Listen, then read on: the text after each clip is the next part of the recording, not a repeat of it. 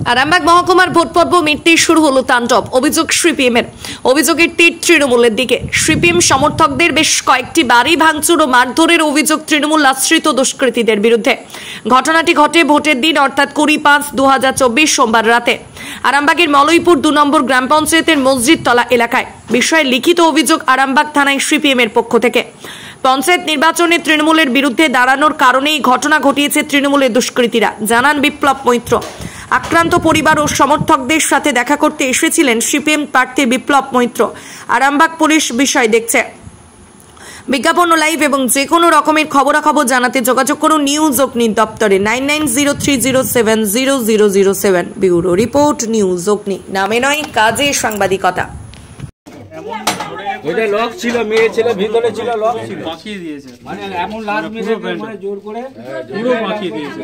মানে ওই দিক থেকে চেপে আসলে যে এইদিকে মীর রফিক এবং রামিজ রহমানের নেতৃত্বে আরামবাগ লোকসভা কেন্দ্রের অন্তর্গত মলয়পুর 2 নম্বর গ্রাম পঞ্চায়েতে কেশবপুর অঞ্চলে এইখানে এদের নেতৃত্বে 10 থেকে 12 জন এই তানজিমা খাতুনের ওপরে আক্রমণ চালায়, তার বাড়ির ওপরে আক্রমণ চালায়।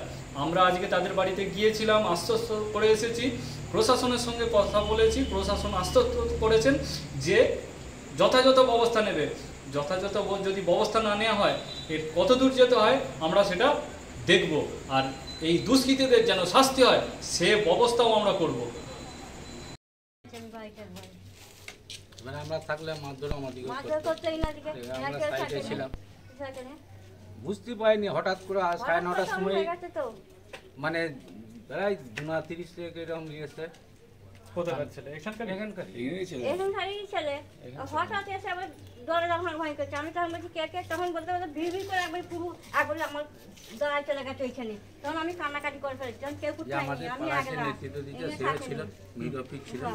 মীর রফিক নেতৃত্বে এটা হয়েছে, ঘটনাটা মীর রফিক ঘটিয়েছে। মীর রফিক থেকে এই এমন ঘটনা আমার দুবার করেছে স্যার, আমার দুবার করেছে। আমি বাইরে রেস্টুরেন্টে কাজ এর আগে পঞ্চায়েতে আমার এরকম পুরোই সাবমার্সেলে পাইপ একটা না, কিন্তু সব তছনছ করে দিয়েছিল। কালকে সব ভাঙতো, আমি পঞ্চায়েতও করেছে, ওইটা ঠিক করলো। আমরা লাইভে জল পড়বে বলে একটু সিমেন্ট দিয়ে আমরা ঠিক করে দিন, জানো।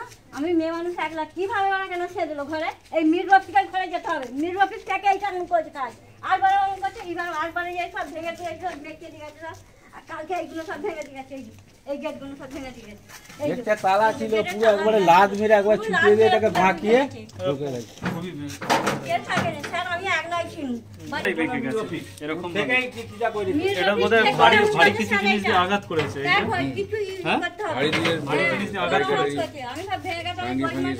অন্য পাড়ার ছেলেরা, আমাদের এখানকার এই ছেলেরা আর ওই মীর রফিক নেতৃত্ব দিয়ে এরকম জিনিসটা ঘটিয়েছে। কালকে রাত 9:30 পৌনে 10টায় মেয়েরা ঘরে আছে, থাকাকালীন এরকম করেছে। আমি থাকি বেলা ঘরে, স্যার বলছে আমি দেবো থাকি। স্যার ঠিক আছে, আমি মেয়ে মানুষ, আমি একলা থাকি। কিভাবে রফিক কেন আমাকে সকালে এইটা আপনাদেরকে করতে হবে। তখন আমি একলাই ছিলাম, তখন আমি তো একা ছিল, আমরা থাকিনি, থাকলেই আমাদেরকে মারধর করতো।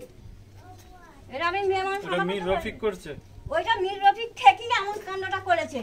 ও এখন এই বুথের তো নেতৃত্ব দিচ্ছে, ও এমন থেকেই করেছে। 77 নম্বর বুথ। এজেন্ট তো বসতেই দেয়নি, তারপরে এরকম ঘটনা করেছে। এজেন্ট বলেছিল, আমরা বলেছিলাম ঠিক আছে আমরা যাইনি, ঝামেলা করিনি। কোনো একটা কাগজ করে দে, যায়ও না, ঘরে টিভি দেখছে, এজেন্টও নাই, শুধু শুধু বসে আছি। 9:30টার সময় দুমনা, এবার ওই সময় বেরবো কি, গাল দিচ্ছে। আমি একটু ঘোরাঘুরি এখানে করেছি, এবার দেখে লোকজন ভোট হয়তো দিয়েছে, সেটা ওদের রাগ। আচ্ছা ঠিক আছে, কমপ্লেন তো করেছেন। আমরা আরো সাহেবকেও বলেছি, আরও বলেছি, প্রশাসনগতভাবে বলেছি, দেখা যাক ওনারা কতদূর কী করে। তবে ওরা হেরে যাবে এই জন্য এই জিনিসটা করছে আর কি, ওরা জিততে পারবে না।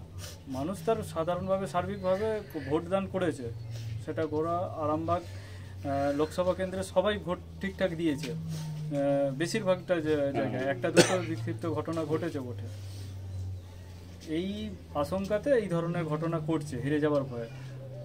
4 তারিখে দেখতে পাবে ওরা হারছে।